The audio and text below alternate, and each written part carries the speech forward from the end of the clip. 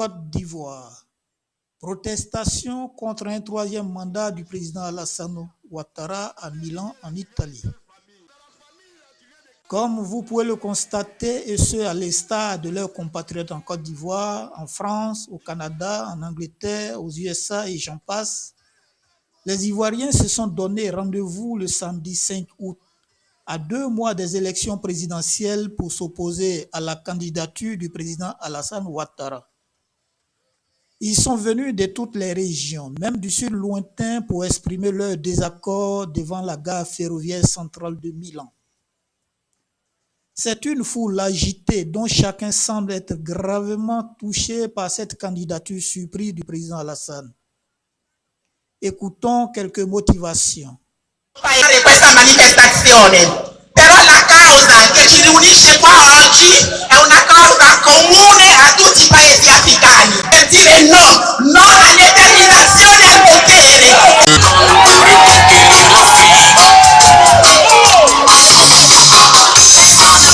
Les autres Ivoiriens qui n'avaient pas compris hier sont en train de comprendre son combat et aujourd'hui nous voici ici. On est tous réunis. Mesdames et messieurs, sans plus tarder, voici pour vous le représentant du Front populaire ivoirien, monsieur Théodore Tola. Merci, camarades. Je voudrais que toute l'Assemblée ici réunie, ensemble, nous observons 1 minute de silence en mémoire de ceux qui sont tombés durant cette crise préélectorale qui est actuellement en cours.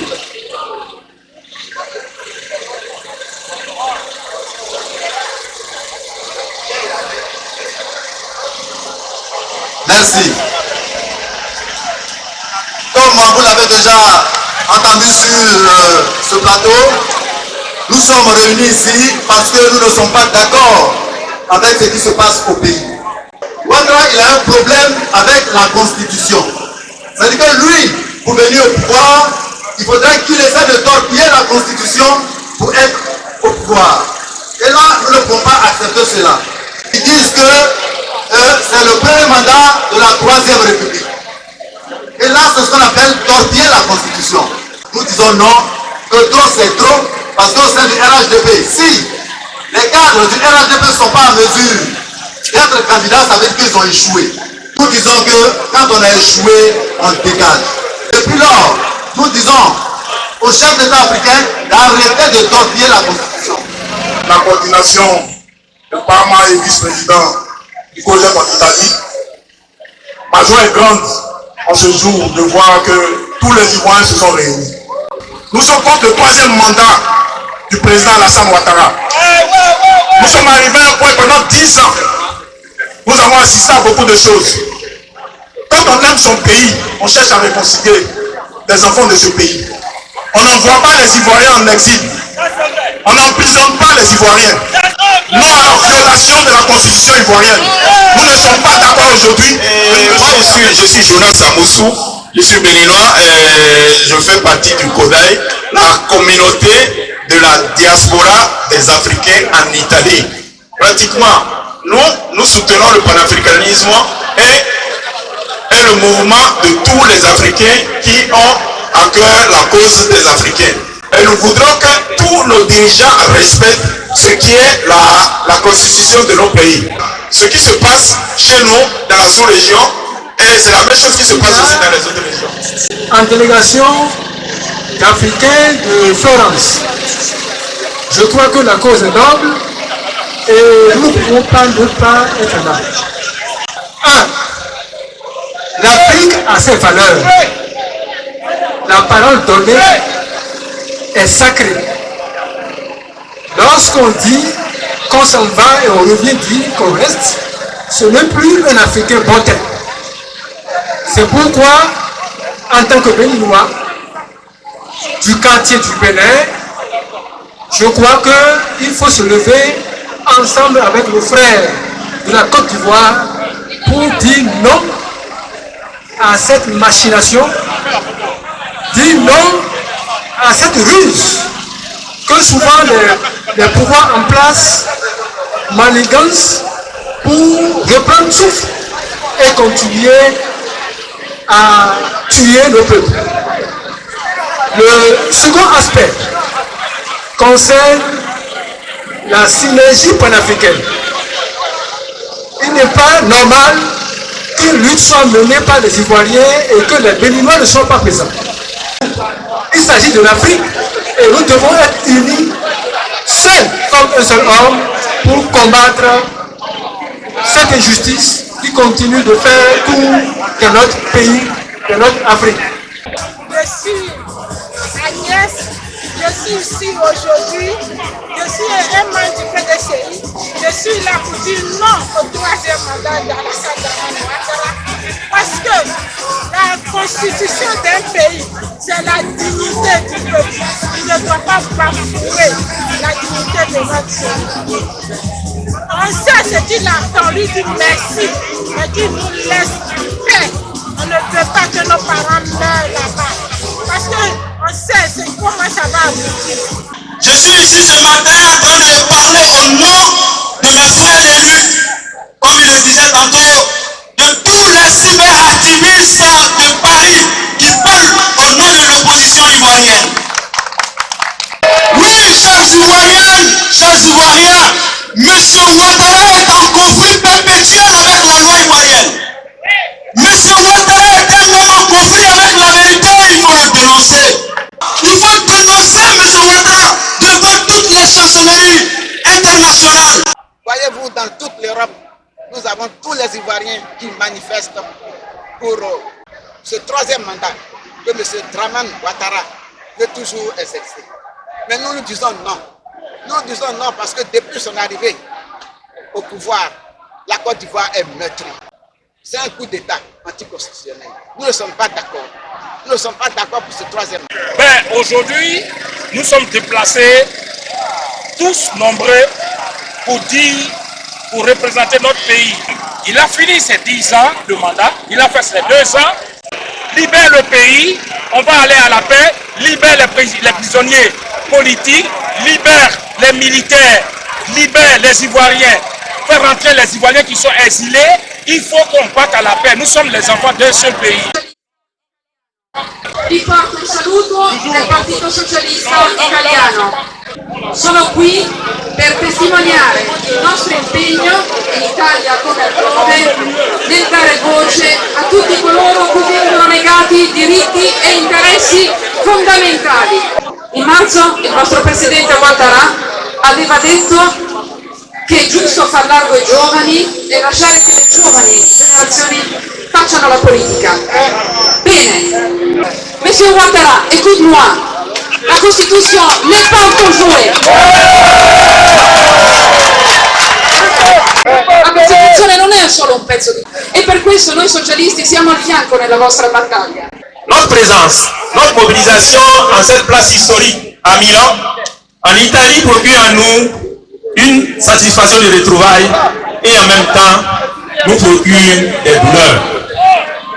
Des douleurs qui expriment une colère envers une personne.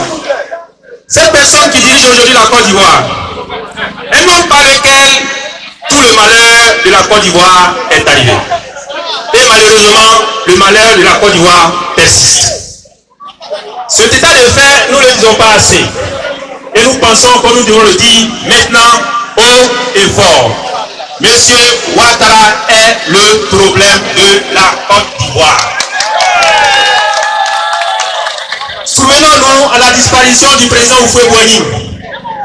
Il a voulu violer notre constitution en son article 11 qui disait que si le président de la République venait à manquer, si le mandat restant ne court pas plus de 3 ans, le président de l'Assemblée nationale était le légitime successeur. Il a fallu des hommes, des femmes, des civils, des militaires, et pour combien son homme et cet homme pour faire avorter ce plan. Mais le monsieur n'a pas abandonné.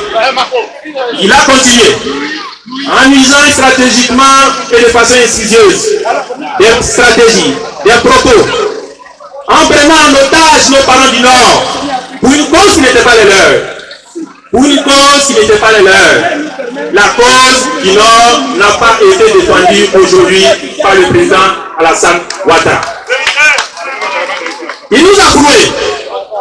Il a prouvé tout le monde. Il a profité de la crise de 2002.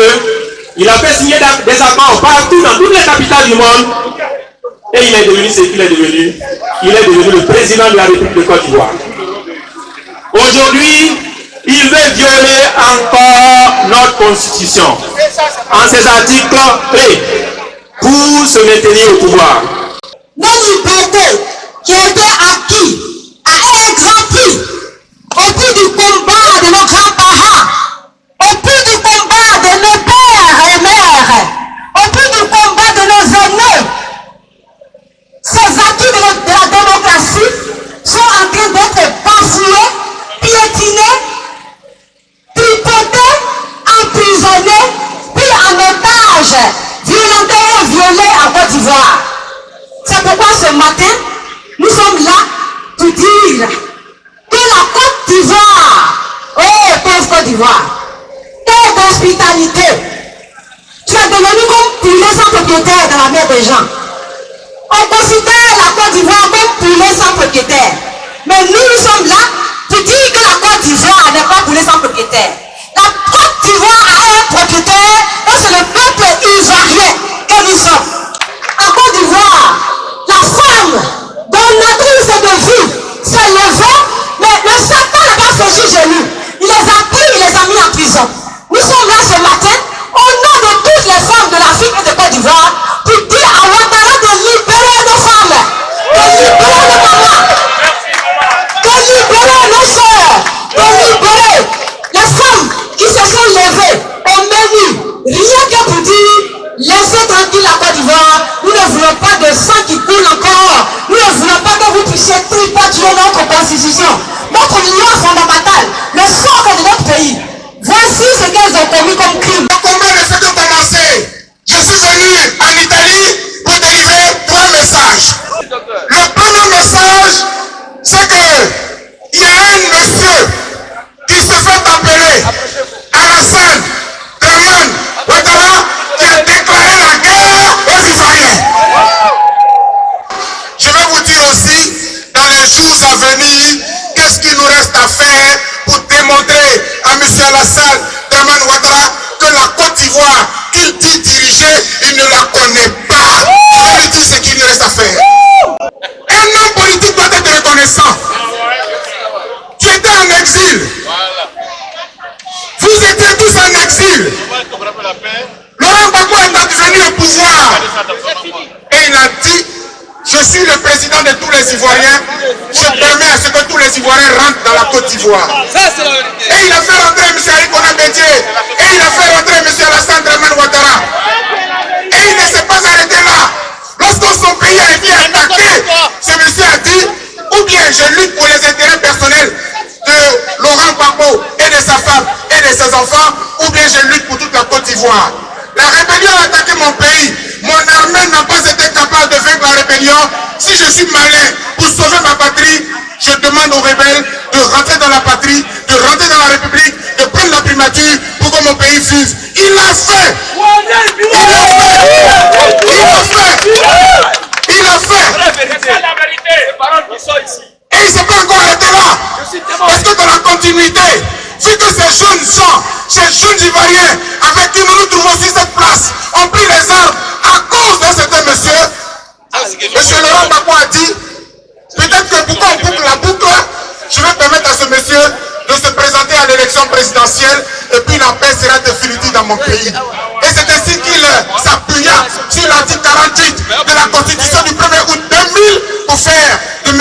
Alassane Draman Ouattara un candidat à l'élection présidentielle de 2010. Pourquoi M. Ouattara a déclaré la guerre? C'est quoi déclarer la guerre? Bon, je ne parle pas de la guerre physique, la guerre elle-même, parce qu'elle a eu lieu avec la rébellion. Mais on a dépassé cela. Parce que si la rébellion elle-même est rentrée dans la République, et que le fils de la Côte d'Ivoire qui a assumé la rébellion s'est humilié pour dire je demande pardon, pour nous, la rébellion est derrière nous. Et j'insiste là-dessus, parce qu'à Paris, nous nous faisons des réunions avec tous les anciens ministres du président Laurent Gbagbo, avec les collaborateurs de M. Guillaume Soro, donc M. Guillaume Soro, parce que la ministre Afossi Bamba est très proche de M. Guillaume Soro. Nous faisons des réunions. Et parfois, il y a certains parmi nous qui n'avaient pas encore compris. À la vérité, qu'est-ce qui se passe? Si nous considérons que la rébellion a tué, mais la rébellion a tué, ça c'est au passé composé. Mais Alassane Ouattara tue, ça c'est au présent. Et puis ça continue dans le futur. Donc la rébellion a tué, cela veut dire que l'action de la rébellion s'est arrêtée. Le passé composé a tué. Ouattara tue et il tuera. Si on ne l'arrête pas, il tuera toujours. Nous sommes debout pour sauver la patrie. Vive la Côte d'Ivoire! Vive la Côte d'Ivoire! Et le même Ivoirien retournera dire je vais faire. C'est là que vous faut voir la chose. Donc, nous ici tous réunis, nous disons non, non, non, non, non, non et non.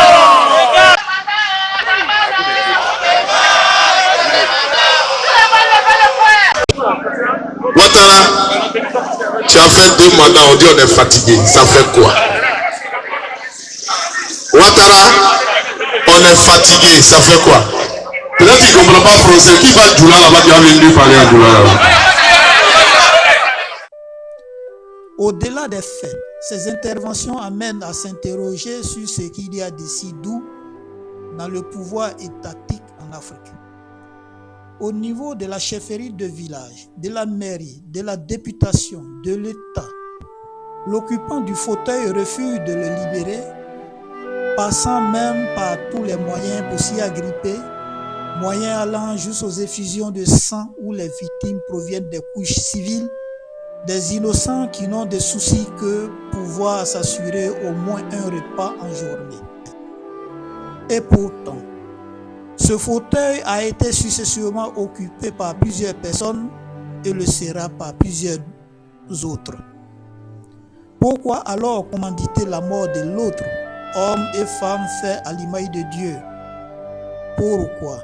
Les protestations éclatées concernant les prochaines élections en Côte d'Ivoire que dans d'autres pays d'Afrique, les tristes événements pré- et post-électoraux observés depuis le début des années 2000 doivent désormais interpeller plus d'un sur le respect de 2 mandats au maximum imposés par la Constitution ivoirienne.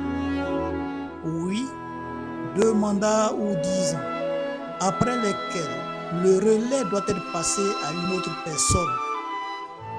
Prétendre aimer le pays plus que les autres, se disposer en être l'unique garant de la paix et du développement pendant que le sang coule et la plus grande partie de la population croule dans la misère, ne sont désormais que de vieux sons qui irritent les tympans. Renonçons dès aujourd'hui à ce qui peut provoquer des morts d'hommes, des dégâts matériels et le sous-développement dans toutes les localités de l'Afrique. La grandeur de chacun résidera en l'instauration de la paix dans son milieu de vie. Chacun en est capable.